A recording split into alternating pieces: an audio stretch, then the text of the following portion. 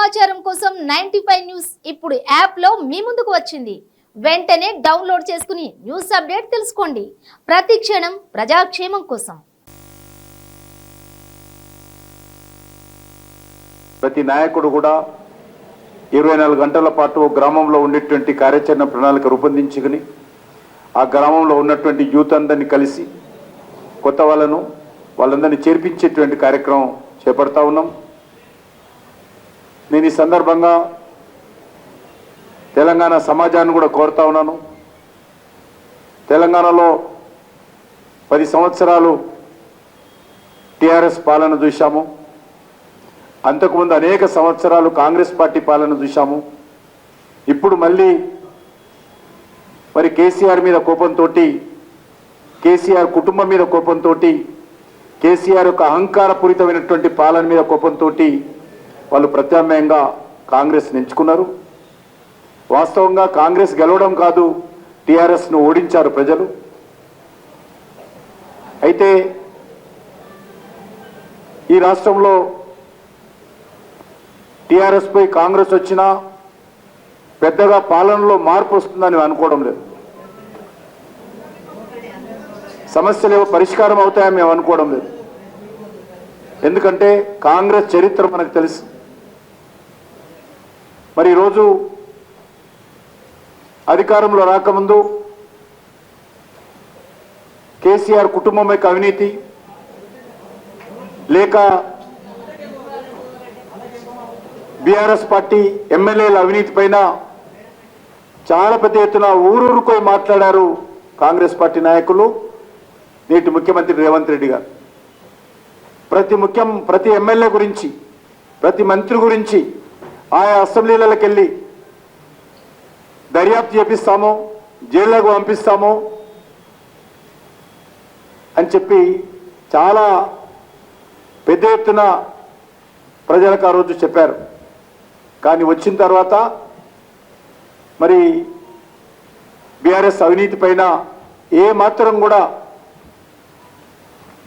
తూతూ మంత్రంగా ఒక డూ ఫైటింగ్ చేస్తూ ఉన్నారు.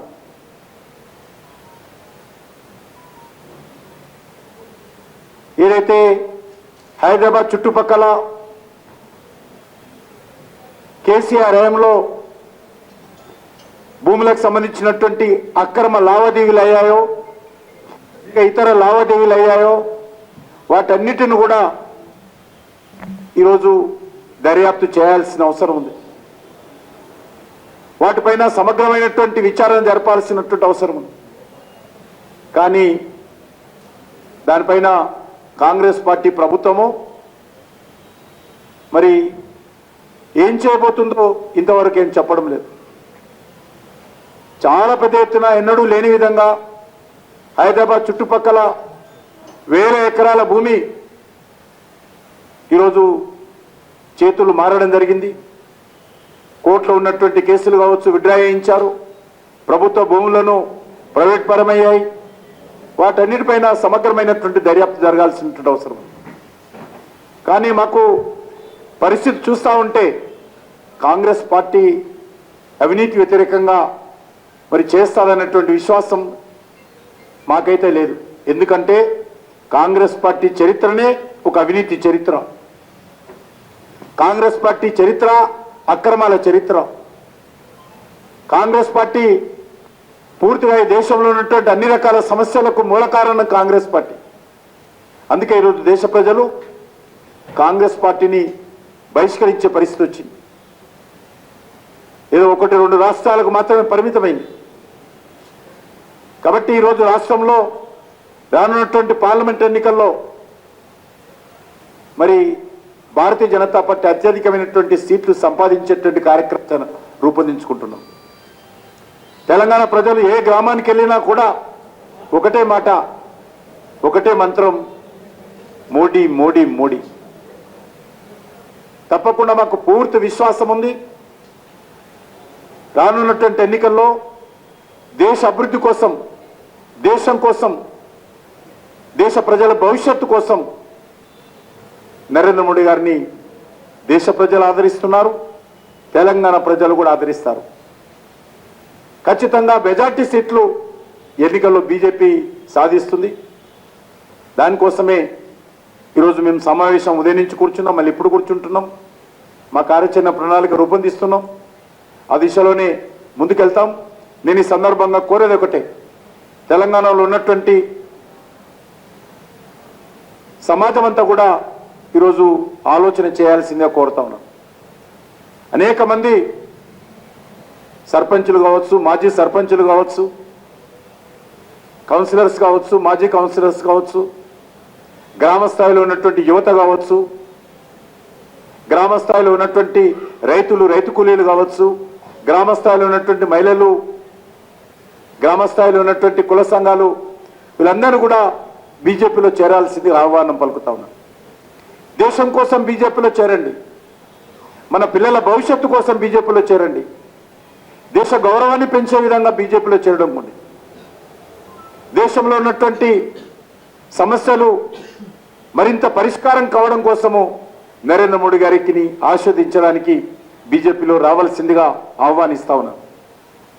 ఆ దిశలోనే ఈ ఫిబ్రవరి నెల మా పార్టీ కార్యకర్తలు గ్రామ గ్రామాల్లో ఉన్నటువంటి ప్రముఖులను కలుస్తారు, బీజేపీలో చేరాలని ఆహ్వానిస్తారు.